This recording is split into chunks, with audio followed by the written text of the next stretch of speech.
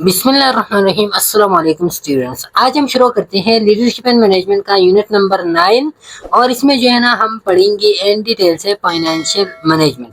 अभी तक हमने जो है ना इस पार्ट में बजटिंग को हम किस तरह प्रिपेयर करते हैं, स्टेजेस कौन कौन सी और फिर टाइप्स कौन कौन सी। अब जो है ना हम फाइनेंशियल मैनेजमेंट के बारे में बात करेंगे। फाइनेंशियल मैनेजमेंट हम किस चीज को कहते हैं? Financial management it is the art and science of managing money.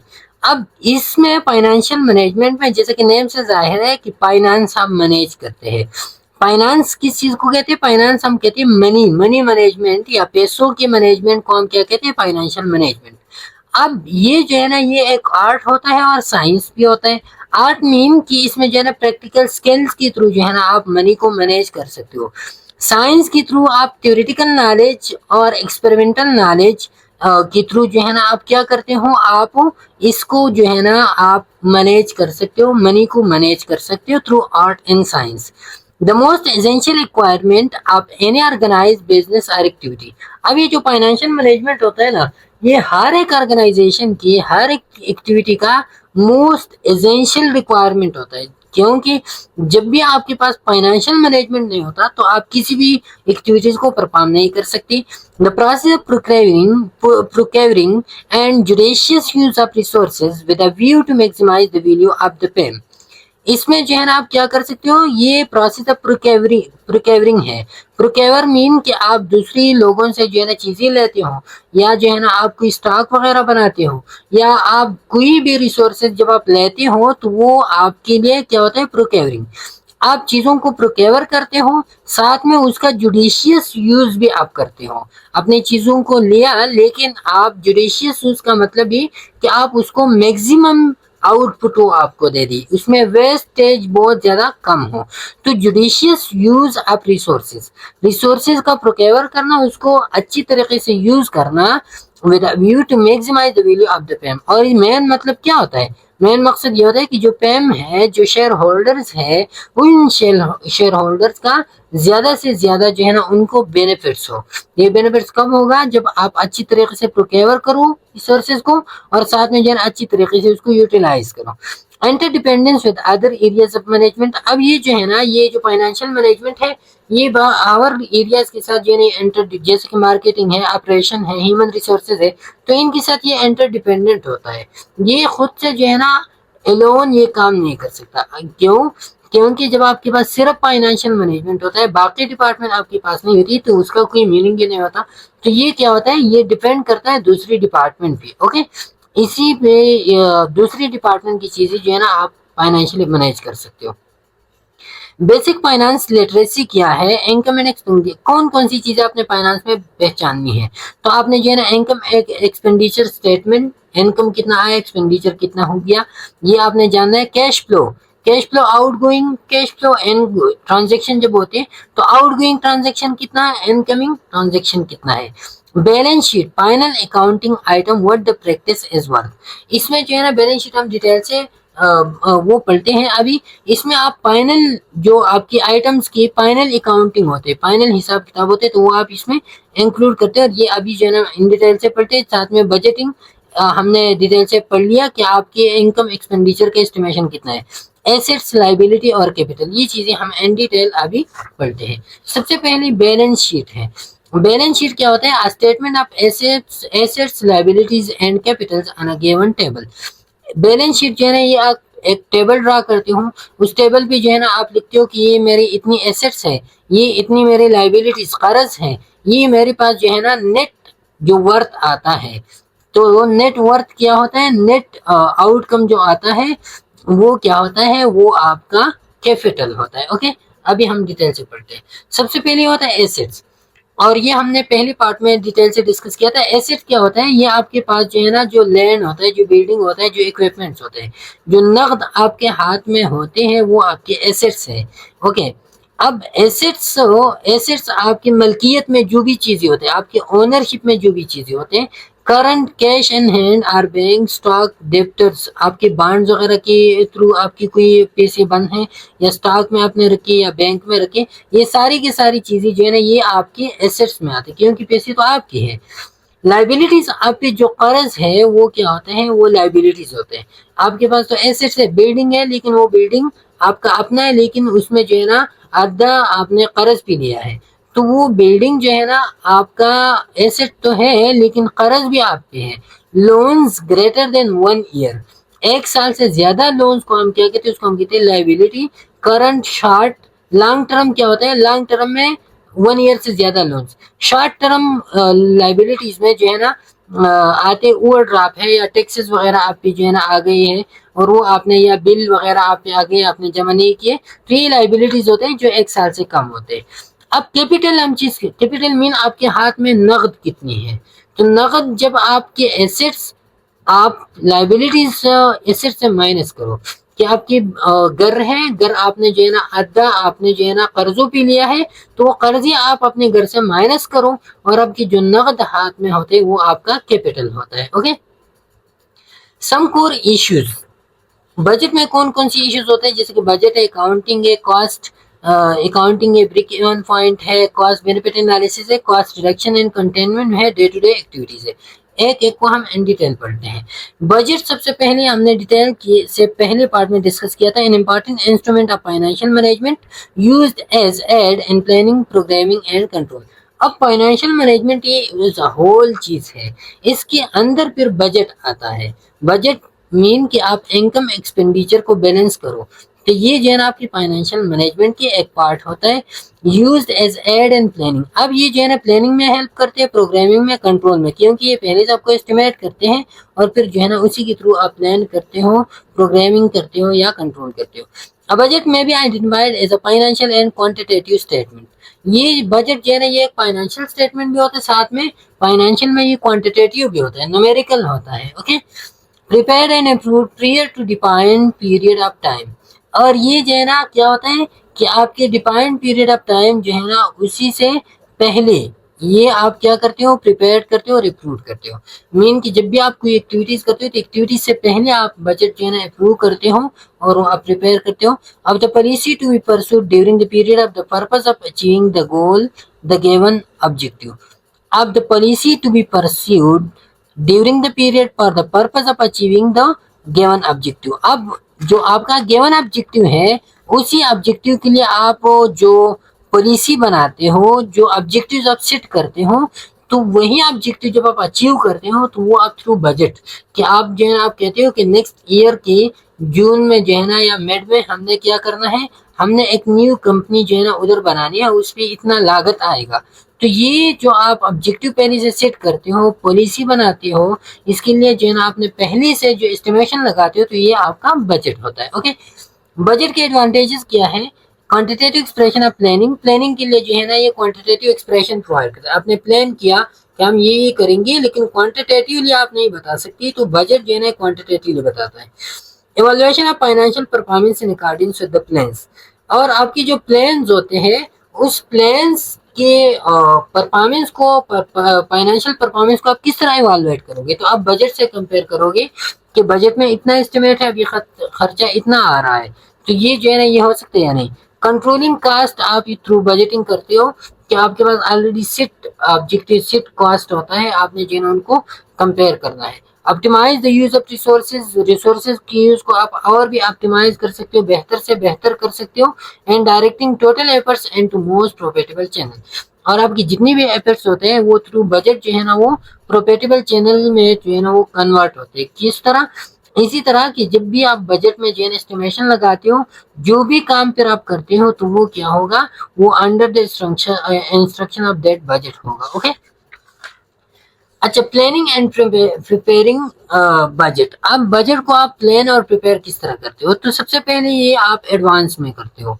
Budget जब भी आप बनाते हो तो एडवांस में होता है, ये जो है ना लास्ट मिनट टास्क नहीं होता, इसको आपने पहले से हर एक चीज को एस्टिमेट करना होता है। Okay, an opportunity to plan expression or improving services hence involve staff and all department। इसमें क्या होता है कि जब भी आप कोई प्लान एक्सपेंशन करते हो या कोई सर्विस आप इम्प्रूव करना चाहते हो, तो उसी के लिए जो है ना आप क्या करते हो, उसी के लिए आप बजटिंग करते हो, और उस बजटिंग में जो है ना आप क्या करते हो, एक अपॉर्चुनिटी ये बजट आपको प्रोवाइड करता है कि आप अगर रिलैक्सेशन करना चाहते हो, आप अगर एक्सपेंशन करना चाहते हो अपने डिपार्टमेंट में, या इम्प्रूविंग सर्विसेज इम्प्रूव करते हो, तो हमारे पास इतना बजट है, इतने बजट में इतने इतना कुछ हो सकता है, तो आप उसी के बेस पे आप ये सब कुछ प्लान्स मस्ट बी रियलिस्टिक। अब ये जो प्लान आप बनाते हो ना, याद रखिए पहले स्टेप में, तो इसमें जितने भी प्लान ये रियलिस्टिक होने चाहिए, ऑन द ग्राउंड होने चाहिए। ऐसी चीज आप नहीं बनाओगे जिसका ग्राउंड में फिर कोई एग्जिस्टेंस नहीं होता। अच्छा, फिर इसके बाद ये अकाउंटिंग आता है। अकाउंटिंग में क्या होता है? An art of recording, classifying and summarising data in a significant manner and interpreting the result. इसमें जो है ना आप क्या करते हो, रिकॉर्ड करते हो या क्लासिफाई या समराइज, डेटा को समराइज करते हो in a significant manner and interpreting the result. और ये जो आप करते हो तो ये सिग्निफिकेंट मैनर के थ्रू होगा, और इसी के थ्रू जो है ना आप रिजल्ट को क्या करते हो, इंटरप्रेट करते हो। ओके, तो अकाउंटिंग जो है ना बेसिकली ये अकाउंटिंग में आप क्या करते हो, आप जो है ना रिकॉर्डिंग करते हो चीजों को, एक्चुअल को जो है ना आप रिकॉर्ड करते हो, और फिर जो है ना आप उन चीजों को समराइज भी करते हो, उसको आप क्लासिफाई भी करते हो ऐसे इंटरप्रेटिंग। और जब ये सारी चीज आप करते हो तो आप रिजल्ट को भी इंटरप्रेट करते हो कि आपकी क्या होगा। डेटा में भी and the palm of money transaction and events which are in part at least of a financial character. अब याद रखिए अकाउंटिंग में जब भी आप डेटा लेते हो तो वो लाजमी जो है ना वो किस चीज में होगा, वो एन नंबर होगा, या तो जो है ना वो मनी ट्रांजेक्शन के हिसाब से होगा या इवेंट्स के हिसाब से होगा। इवेंट्स इस तरह कि आप जो है ना क्या करते हो, कुछ चीजें ऐसी होते हैं जो अकाउंटिंग में आते हैं, जो फाइनेंशियल में आते हैं, लेकिन वो इवेंट्स होते हैं। जैसे कि आपका मार्केट में जो है ना मार्केट क्रैश कर गया, मार्केट की वैल्यू जो है ना वो डाउन हो गया, तो अभी आपका जो कार है उस कार का वैल्यू भी डाउन होता है, बगैर आपने न पैसे दिए किसी को, न किसी से पैसे ली है, लेकिन फिर भी जो है ना आपको खसारा हो गया। तो ये क्या है, ये जो खसारा आपको रही है, जो इवेंट्स है, ये क्या है, ये फाइनेंशियल है। ओके, ये आता है किस चीज में, फाइनेंशियल में, an part at least of a financial character. और ये सारी चीजें अगर जो भी हो उसका थोड़ा सा लिंक भी हो फाइनेंस से, तो वो क्या होगा, वो आएगा फाइनेंशियल मैनेजमेंट में। फिर टाइप्स ऑफ अकाउंटिंग कौन कौन सी है? फाइनेंशियल अकाउंटिंग है जिसमें आप पैक्ट्स को डॉक्यूमेंट करते हो, डेली ट्रांजेक्शन जो होते हैं फाइनेंशियल अकाउंटिंग। पैक्ट्स जैसे कि हिस्टोरिकल पैक्ट्स है, रिकॉर्ड्स है, एक्सटर्नल मार्केट वैल्यू वगैरह है, ये चीजें जब आप बताते हो तो ये फाइनेंशियल अकाउंटिंग में आते हैं। कॉस्ट अकाउंटिंग में जब आप expenditure of the particular service के बारे में बात करते हो तो ये कॉस्ट अकाउंटिंग होता है। मैनेजमेंट अकाउंटिंग में किस चीज का क्या आते हैं? Analysis and interpretation of financial information for management purposes. इसमें जो आपके मैनेजमेंट पर्पसेस होते हैं तो उसके एनालिसिस और इंटरप्रिटेशन जो है ना वो आप करते हो मैनेजमेंट अकाउंटिंग में। ओके, नॉमेनक्लेचर में क्या होता है, कॉस्टिंग क्या होता है, कॉस्ट सेंटर क्या होता है, कॉस्ट ऑब्जेक्ट और कॉस्ट यूनिट क्या होते हैं। सबसे पहले है कॉस्टिंग। कॉस्टिंग में आप जो है ना आप सिंपली बता दो कि कीमत क्या है इस चीज का। To find out money spent on a service, एक सर्विस पे, एक काम पे कितना खर्चा होगा, तो वो क्या होगा, कॉस्टिंग होगा। Cost centre analysed group of activities in hospital, laboratory, immunization, laundry services. Cost centre वही जगह है जहाँ पे जो है ना ये खर्चे होते हैं, जैसे कि लेबोरेटरी है वहाँ पे जो है ना कॉस्टिंग होते हैं, जैसे कि इम्यूनाइजेशन है वहाँ पे भी कंपनी से कास्ट होता है, जहाँ पे लॉन्ड्री सर्विसेज है वहाँ पे भी कंपनी से लास्ट कास्ट होता है। अब कास्ट ऑब्जेक्ट क्या है, याद रखिए कि उसी सेंटर में जहाँ पे जो है ना कास्टिंग होता है, तो वो किस चीज पे हो रहा है, उसी सेंटर में कास्टिंग किस चीज पे। फॉर एग्जाम्पल आपका एक कंपनी पिशावर में है, तो उस पिशावर वाले कंपनी में खर्चे हो रहे हैं, तो वो पिशावर वाला कंपनी आपका क्या हो गया, कास्ट सेंटर हो गया। अब कास्ट ऑब्जेक्ट जिस चीज पे हो रहा है, anything for which separate measurement of cost is desired.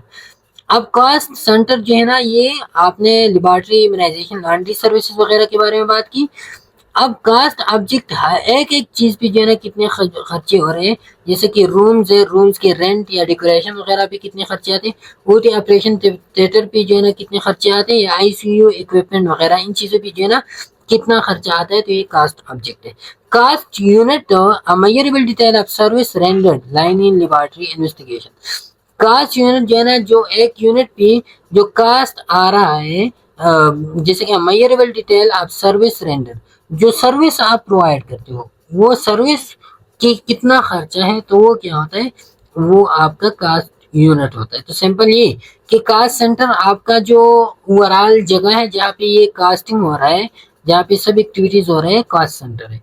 Cast object उस हॉस्पिटल में, उस लेबोरेटरी में जो स्पेसिफिक चीजें होते हैं जिस पे खर्चा आता है तो वो कास्ट ऑब्जेक्ट। कास्ट यूनिट जो सर्विस फिर आप पेशेंट को डिलीवर करते हो और इसी के हिसाब से जो पैसे आते हैं, जैसे कि लाइनिंग है, लेबोरेटरी इन्वेस्टिगेशन वगैरह, इन चीजों के लिए जो पैसे आते हैं वो कास्ट यूनिट में आते हैं। Categories of expenditure. अब एक्सपेंडिचर की कौन कौन सी अकसाम है? तो कैपिटल वर्सेस रिकरिंग। कैपिटल के बारे में हमने पहले से डिटेल से डिस्कस की था, किया था कि fixed building, land, machinery, long term, one time, long term वगैरह, तो ये सारी की सारी जो है ना ये कैपिटल में आते हैं। रिकरिंग में क्या आता है? रेगुलर एक्सपेंडिचर है, daily day to day operation है, जैसा कि सैलरीज है, जैसा कि रेंट्स है, जैसा कि ऑफिस सप्लाईज है, तो ये सारी की सारी रिकरिंग है। फिक्स्ड वेरिएबल में क्या आता है? फिक्स्ड में जो remain unchange despite of changes in related level of और वॉल्यूम ऑफ एक्टिविटीज। अब वॉल्यूम में या लेवल में फिर भी आप चेंजेस करते हो, लेकिन इसी के साथ साथ चेंज नहीं आ रहा, डिस्पाइट चेंजेस चेंज नहीं आ रहा। जैसे कि सैलरी आप परमानेंट स्टाफ है, एक परमानेंट स्टाफ है तो उसको सैलरी मिल रहा है, तो परमानेंटली जो है ना उसको साल हर साल इतनी सैलरी जो है ना तकरीबन उनको मिलती है। ओके, अच्छा, फिर इसके बाद जो है ना वेरिएबल टास्क है, वॉल्यूम डिपेंडेंट। अब ये जो है ना ये अनचेंज होता है, ये वॉल्यूम डिपेंडेंट होता है। Varies in proportion to changes in level of activity, medicine consumption, power cost. अब ये जो अपॉर्चुनिटी है ये क्या करते हैं? ये भी वेरी होता है, varies in proportion to changes in level of activity. जितना भी आपका लेवल ऑफ एक्टिविटी जो है ना वो चेंज होता है, इसके साथ साथ ये वेरिएबल भी चेंज होते हैं, जैसे मेडिसिन है, कंज्यूमेबल्स है, पावर कॉस्ट वगैरह है। ये चीज क्या होती है? ये वेरिएबल होते हैं जो चेंज होते रहते हैं। ओके, अच्छा, डायरेक्ट वर्सेस इनडायरेक्ट एक्सपेंडिचर में डायरेक्ट वही होता है जो सर्विस के साथ डायरेक्टली लिंक करता है, जैसा कि हमने मेडिकेशन ट्रीटमेंट की एग्जांपल दी थी। इनडायरेक्ट वही होता है जो इसके साथ डायरेक्टली लिंक नहीं करता, clearly link to a particular cost object. एक ऑब्जेक्ट के साथ लिंक, जैसे कि एडमिनिस्ट्रेशन कास्ट है, सिक्योरिटी कार्ड है, कास्ट है, तो ये इनडायरेक्ट में आता है, हमने पहले से डिस्कस किया था। Objectives and advantages of casting. अब कास्टिंग जब आपको खर्चा, आपका कितना खर्च आता है वो आप जब मालूम करते हो तो इसके एडवांटेजेस और डिसएडवांटेजेस क्या है? सबसे पहले एडवांटेजेस इसके ये हैं कि to get clear picture of financial, इसी के थ्रू जो है आपको अंदाजा लगेगा कि हमारी फाइनेंशियल सिचुएशन क्या है। एक क्लियर पिक्चर जो है ना वो आपको कास्टिंग के थ्रू नजर आएगा। Identify profitable and non profitable segments and taking action card. अब जब आप कास्टिंग करते हो तो कास्टिंग में आपको पता चलता है कि ये वाला जगह जो है ना ये प्रोफिटेबल है, इससे हमें फायदा मिलता है, इससे फायदा नहीं मिलता, तो जो जिससे फायदा नहीं मिलता उसको आप खत्म करते हो। तो decide pricing of services and discounts. अब जो है ना जितनी भी सर्विसेज और डिस्काउंट्स है उन सब का प्राइसिंग आप मालूम करते हो, तो वो किस चीज से मालूम करते हो? वो आप कॉस्टिंग से। Okay, to decide for outsourcing of services. अब आप चाहते हो कि मैं अपनी सर्विसेज को और भी एक्सटेंड करूँ और सिटीज तक मैं पहुंचा दूं, तो वो आप कॉस्टिंग से अंदाजा लगाते हो कितना खर्चा जो है उस पर आएगा जब हम किसी और सिटी में चेंज करते हो। Helps in entering into agreements with corporate clients. आपके जो कॉर्पोरेट क्लाइंट्स है उसके साथ भी आप एग्रीमेंट वगैरह कर सकते हो जब आपको कॉस्टिंग का पता होता है। Helps in identifying stages, helps in budgeting and planning. ये सारी की सारी चीजें जो है ना उसमें डिस्कस की हुई होते हैं। ओके, अच्छा, फिर जो है ना इसके बाद आता है break even analysis. Break even analysis का सिंपल मतलब ये कि आपने जितना खर्चा किया उतना आपको इनकम आना चाहिए, जितने एक्सपेंडिचर है उतना आपको इनकम आना चाहिए, ब्रेक इवन एनालिसिस कहते हैं। Volume activity at which total income just equals total variable and fixed variable. इसमें जो है ना टोटल इनकम और टोटल वेरिएबल जो है ना वो क्या होगी? वो इक्वल्स होगी। एडवांटेजेस इक्विपमेंट सिलेक्शन है, परचेज डिसीजन है, फॉर्मुलेटिंग प्राइस पॉलिसी। अब ब्रेक इवन एनालिसिस के थ्रू जो है ना आप इक्विपमेंट सेलेक्ट कर सकते हो, क्योंकि आपने जो है ना उसका कितना टोटल कास्ट आता है, कितना इस पे खर्चा आता है, तो सारी चीजें आप मेजर करते हो। Okay, purchase and purchase decision की फैसला आप अपनाना चाहते हो तो उसी के लिए भी आपका ब्रेक इवन एनालिसिस होना चाहिए। इसके साथ फॉर्मुलेटिंग प्राइस पॉलिसी, कोई प्राइस आप न्यू मुंतखब करना चाहते हो तो उसके लिए ब्रेक इवन एनालिसिस लाजमी है। कॉस्ट बेनिफिट में इसमें जो है ना हमने सिर्फ कास्ट और इनकम की बात की थी। कास्ट बेनिफिट में an economic technique and formulized way of comparing the cost and benefits of undertaking an activity and project. अब कास्ट बेनिफिट को आप जो है ना एक दूसरे के साथ कंपेयर करते हो। इसमें आता है जैसे कि फॉर एग्जांपल हम कहें कि न्यू रेस्टोरेंट है, न्यू रेस्टोरेंट में ब्रेक इन इवन एनालिसिस चली गई, तो इधर जो है ना इधर जो खाना आपको मिल रहा है तो आपने क्या किया, आपने जो है ना अपनी जो बजट थी उसी के हिसाब से आपने खाना जो है ना वो सेल किया। ओके, अब इसमें जो है ना ये मोस्टली ब्रेक इवन एनालिसिस में जैसे कि न्यू रेस्टोरेंट तो इसमें रेंट का मसले, इंग्रेडिएंट का मसले, ये सारी की सारी चीजें क्या होते हैं ब्रेक इवन न्यू रेस्टोरेंट में ये आते हैं। लेकिन सीबीई जो वो होता है ना addition market competition, customer demand, long term probability, तो इसमें जो है ना आप मार्केट कंपटीशन को जो है ना आप ऐड करते हो या कस्टमर डिमांड को या लॉन्ग टर्म प्रोबेबिलिटी को जो है ना आप क्या करते हो, आप इसमें डील करते हो।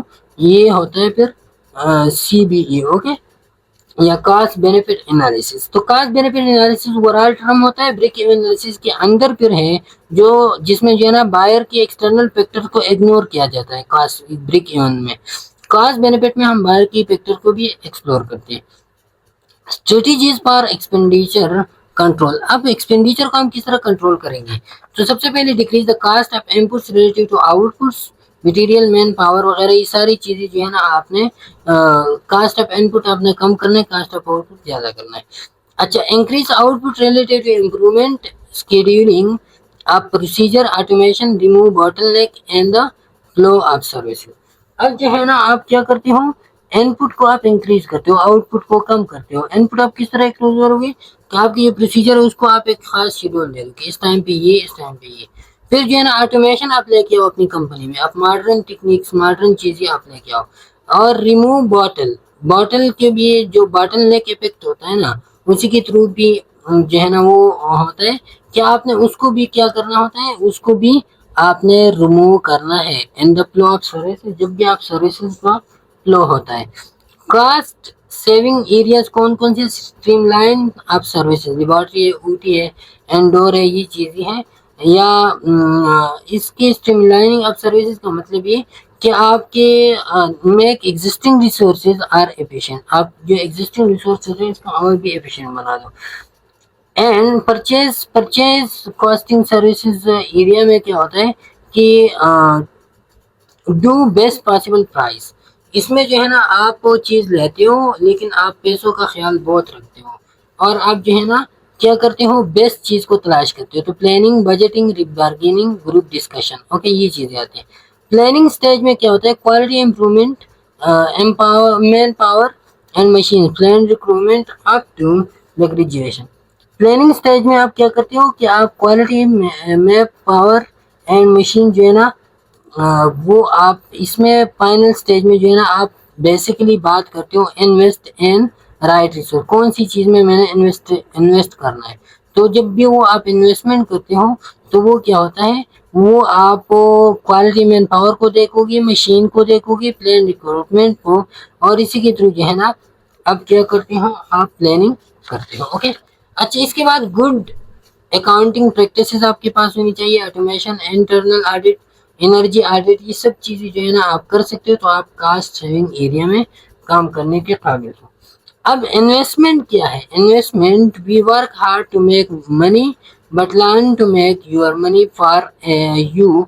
अब जो है ना इन्वेस्टमेंट में आप ये याद रखो कि आप खुद तो चीज़ों को घटा पैदा ये आप कर सकते हो, लेकिन थ्रू इन्वेस्टमेंट आप अपने लिए पैसे बनाते हो, अपने पैसे रखिए किसी के साथ और वो जो है ना वो क्या कहते हैं आपको फीडबैक देते हैं आपको, जो है ना उसी के थ्रू आप इन्वेस्टमेंट के थ्रू आप जो है ना एक न्यू फाइनेंशियल एरा में दाखिल हो सकते हो। डेली वेज कार्नर्स, ये कार्नर्स, तो जो डेली वेज लोग होते हैं, डेली वेजेस लोगों के लिए भी जो है ना वो क्या है, इन्वेस्टमेंट, उसी पे भी जो है ना ये क्या, डेली वेजेस वर्कर जो है ना ये भी इन्वेस्टमेंट में ही आते हैं। Okay, save, invest, build wealth, spend, give it away.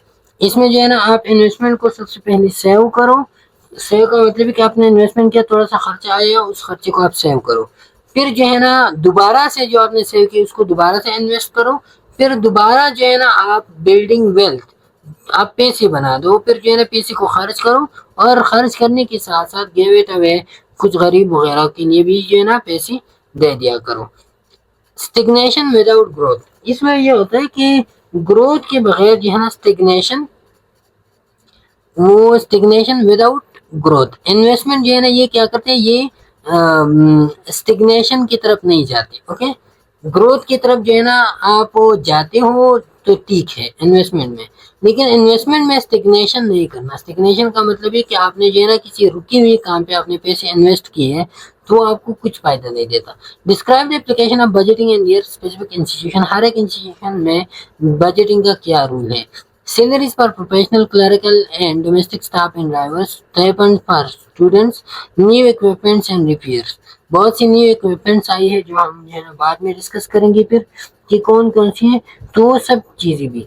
Maintenance of vehicle and most of petrol and diesel, इसी के थ्रू जो है ना मोस्ट ऑफ पेट्रोल, जो व्हीकल मेंटेनेंस होता है तो वो भी आप बजट के थ्रू क्या कर सकते हो, मैनेज कर सकते हो। Maintenance purchasing book, future furnitures and other items of library, library की जो भी चीज़ आप लेते हो तो वो भी आपकी बजटिंग में आता है। अच्छा, contingency fund, office supplies including stationery and postage. Contingency fund जो अनप्रेडिक्टेबल फंड होते हैं तो वो क्या होता है, वो होता है contingency fund. The library purchase of books, journals and daily newspaper for building of journals, for stationery such as index card label. Individual teaching equipment, charts, films, transparencies, pen, chalk, etc. तो ये जो है ना ये क्या होता है, incidental teaching equipment जो है ना आपके पास ये चीज़ें लाजमी होना चाहिए। आप सप्लाईज, आप स्टेशनरी आइटम जो है सब कुछ वो इसी में जो है ना वो होता है, बजट के थ्रू आप इसको एस्टिमेट कर सकते हो। External lectures for payment in according with the policy of controlling authority. अब जो है ना आप एक्सटर्नल लेक्चर्स को, external lecture for payment according with the policy of controlling authority, authority को कंट्रोल करने के लिए आप क्या करते हो, आप जो payments in according with the policy, जो आपकी पॉलिसी होते हैं उसी के हिसाब से आप पेमेंट भी करते हो। ओके, अब द कंट्रोलिंग अथॉरिटी, जो कंट्रोलिंग अथॉरिटी होता है तो उसी के लिए जो है ना आप उसकी पॉलिसी के थ्रू उसको के थ्रू आप उसको जो है ना पेमेंट भी करते हो, उसमें इन्वेस्ट भी करते हो। एंड कंटिजेंसी, जो एक्स्ट्रा चीज़ें होते हैं जो मेंशन नहीं होती, तो उन जैसे कि अनप्रेडिक्टेबल इवेंट्स वगैरह होते हैं तो वो भी आपने जो है ना इसमें मिस किया तो सारी की सारी चीज़ें जो है ना फिर वो आते हैं कंटिजेंसी में। ओके, तो ये था आज का हमारा लीडरशिप एंड मैनेजमेंट का लेक्चर। इंशाल्लाह फिर नेक्स्ट लेक्चर पे मुलाकात होगी, तब तक के लिए इजाज़त दीजिए। अल्लाह हाफिज़।